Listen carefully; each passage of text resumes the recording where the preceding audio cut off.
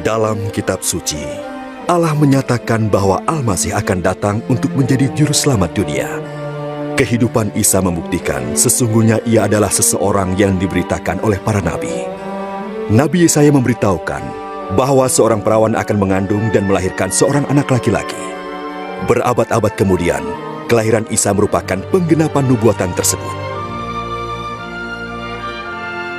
Kitab suci menyatakan bahwa kelahiran yang kudus itu akan dinamai Anak Allah. Ini berarti Isa akan disebut Anak Allah di dalam pengertian rohani dan bukan jasmani. Kita melihat kenyataan ini melalui kehidupannya.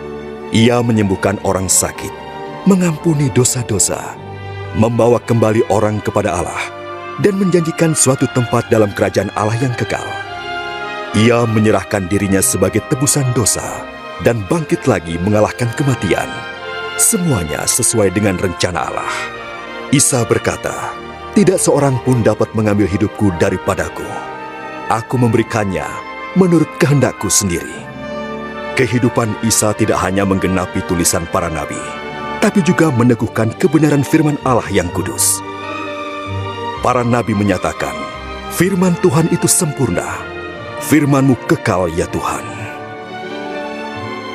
Isa sendiri mengatakan, "Langit dan bumi akan berlalu, tetapi perkataanku tidak akan berlalu." Isa datang untuk memberikan hidup yang berkelimpahan.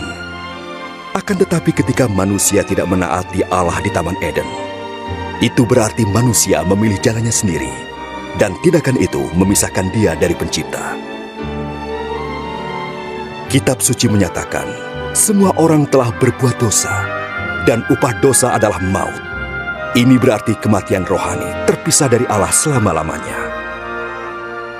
Akan tetapi sebagaimana Allah menyediakan domba jantan sebagai pengganti anak Abraham, demikian juga Ia mengirimkan Isa, Sang Al-Masih, untuk mati menggantikan kita.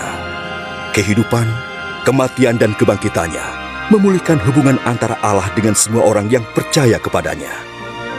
Sekarang, semua orang yang mengikut Isa tidak saja diampuni dosanya, tapi juga diselamatkan dari hukuman Allah yang kekal.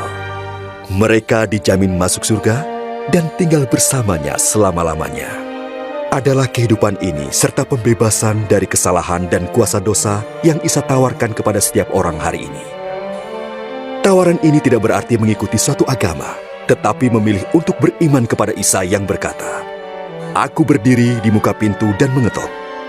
Jikalau ada orang yang mendengar suaraku dan membukakan pintu, aku akan masuk mendapatkannya."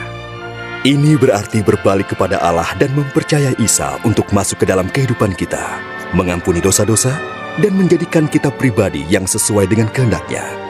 Tidaklah cukup untuk mengerti Isa hanya dengan akal kita saja, atau dengan suatu pengalaman emosional. Kita menerima Isa berdasarkan kasih karunia melalui iman, sebagai suatu tindakan kemauan. Pada waktu orang bersedia menjadi pengikut Isa Al-Masih, maka mereka dapat berbicara kepadanya dalam doa yang sederhana. Sekarang, mungkin saudara bersedia untuk membuka hidup saudara kepada Allah. Isa berkata kepada para pengikutnya, "Domba-dombaku mendengarkan suaraku. Aku mengenal mereka dan mereka mengikut aku." Untuk mengalami hidup yang berkelimpahan yang dijanjikan Isa, maka para pengikutnya berbicara kepada Allah setiap hari melalui doa dan membaca firman-Nya. Mereka menceritakan kepada orang lain tentang Allah dan bersekutu dengan mereka yang mengasihi dan mengikut-Nya. Ingatlah janji-Nya yang indah. "Kepadaku telah diberikan segala kuasa di sorga dan di bumi. Ketahuilah, aku menyertai kamu senantiasa sampai kepada akhir zaman."